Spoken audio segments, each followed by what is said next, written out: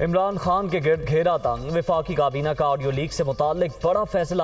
P T I chairman, ان کے ساتھی سابق وزراء اور سابق پرنسپل سیکرٹری اعظم خان کے خلاف قانونی کارروائی کی باضابطہ منظوری۔ سرکولیشن اسمبلی کے ذریعے کیبنٹ کمیٹی کی سفارشات کی تائید۔ قومی سلامتی کے معاملے پر کارروائی ناگزیر قرار۔ ایف آئی اے کو حساس اداروں کے حکام کو تحقیقاتی ٹیم میں شامل کرنے کا بھی اختیار۔